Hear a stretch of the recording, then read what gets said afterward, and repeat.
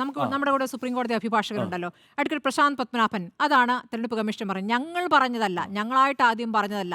ഇവിടെ സുപ്രീം കോടതി ഉത്തരവുണ്ടല്ലോ, സ്വകാര്യതാ ലംഘനം, അതായത് വോട്ടർ പട്ടികയുമായി ബന്ധപ്പെട്ട മെഷീൻ റീഡബിൾ വോട്ടർ പട്ടിക പരസ്യപ്പെടുത്തിയാൽ അത് സ്വകാര്യതാ ലംഘനമാണെന്ന് സുപ്രീം കോടതി തന്നെ 2019 പറഞ്ഞിട്ടുണ്ട് എന്ന്. എന്താണ് യഥാർത്ഥത്തിൽ സുപ്രീം കോടതി പറഞ്ഞത്, അഡ്വക്കേറ്റ് പ്രശാന്ത് പത്മനാഭൻ? ഇതിൽ ക്ലാരിറ്റി വരുത്തിയിട്ട് നമുക്ക് മുന്നോട്ട് പോകാം. സുപ്രീം കോടതിയില് പണ്ട് 2018 കമൽനാഥ്, കോൺഗ്രസ് നേതാവ് കമൽനാഥ് ഒരു പെറ്റീഷൻ ഫയൽ ചെയ്തിരുന്നു. അതിൽ അദ്ദേഹത്തിന്റെ ആവശ്യം ഈ ഇലക്ട്രൽ റോള് അത് കംപ്ലീറ്റ് ആയിട്ട് ഡിജിറ്റൈസ് ചെയ്ത് പബ്ലിഷ് ചെയ്യുമ്പോൾ PDF ഫോർമാറ്റിൽ വേണം വായിക്കാൻ കഴിയണമെന്നായിരുന്നു ആവശ്യം. അതിൽ അന്ന് ഇലക്ഷൻ കമ്മീഷൻ പറഞ്ഞത്, ഞങ്ങൾക്കൊരു ഇലക്ട്രൽ മാനുവൽ ഉണ്ട്, അതിൽ പറയുന്നതനുസരിച്ചിട്ട് ഇത് പബ്ലിഷ് ചെയ്യുന്നുണ്ട്, ഇലക്ഷൻ മാനുവല്.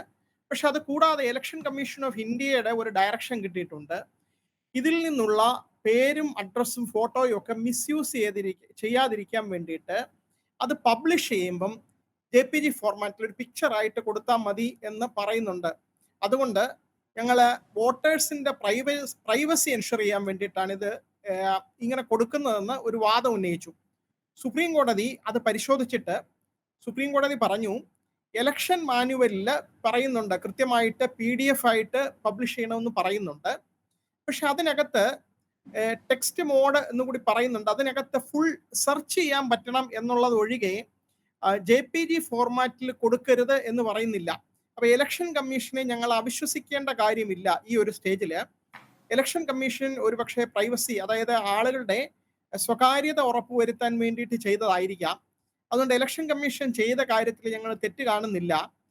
ഈ കാര്യം ഇങ്ങനെ പബ്ലിഷ് ചെയ്യുമ്പോൾ ഇലക്ഷൻ കമ്മീഷൻ കൊടുത്ത ഒരു ഡയറക്ഷൻ ഉണ്ട് ബൂത്ത് ലെവൽ ഓഫീസേഴ്സിനൊക്കെ.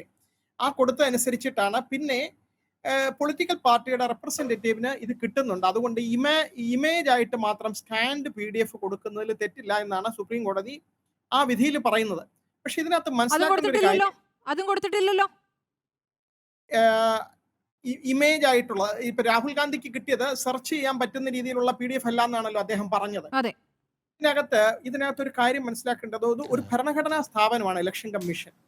അന്ന് സുപ്രീം കോടതി പറഞ്ഞതിന്റെ അർത്ഥം നിങ്ങൾ ഒരിക്കലും ടെക്നോളജി അഡ്വാൻസ് ചെയ്ത് കഴിഞ്ഞാൽ PDF ഇത് പബ്ലിഷ് ചെയ്യരുതെന്നൊന്നും ഇല്ല. കുറെ കൂടെ സുതാര്യമായിട്ട് ഇത് നടത്തരുതെന്ന് സുപ്രീം കോടതി പറഞ്ഞില്ല. സുപ്രീം കോടതി പറഞ്ഞത് ഇലക്ഷൻ കമ്മീഷൻ നടത്തുന്ന കാര്യങ്ങളിൽ സുതാര്യത ഉറപ്പുവരുത്തുന്നുണ്ടെങ്കിൽ അത് അവരുടെ കൊടുത്തിരിക്കുന്ന ഡയറക്റ്റീവ് അനുസരിച്ചുവാണെങ്കിൽ ഇലക്ഷൻ മാനുവലിന്റെ ഒരു വയലേഷൻ പ്രത്യക്ഷത്തിൽ കാണുന്നില്ല. അപ്പൊ ഈ ഒരു സ്റ്റേജിൽ ഇപ്പൊ ഇടപെടേണ്ടതില്ലെന്ന് മാത്രമേ പറയുന്നുള്ളൂ. മാത്രമല്ല, ഇത് ദുരുപയോഗമായിട്ട് എങ്ങനെയാണ് കാണാൻ പറ്റുക? ദുരുപയോഗമല്ല, ഒരു രാഷ്ട്രീയ പാർട്ടിയുടെ ഇവിടെ പ്രതിപക്ഷ നേതാവ് ചോദിക്കുകയാണ് അതിന്റെ തെളിവുകൾ. അപ്പോൾ അത് ദുരുപയോഗമാണ് എന്ന് തെരഞ്ഞെടുപ്പ് കമ്മീഷൻ തീരുമാനിക്കുന്നെങ്കിൽ അത് ആരുടെ തീരുമാനമായിട്ടാണ് തെരഞ്ഞെടുപ്പ് കമ്മീഷൻ പറയുന്നത് എന്നൊരു ചോദ്യം കൂടിയുണ്ട്. ഞാൻ അങ്ങയിലേക്ക് വരാം.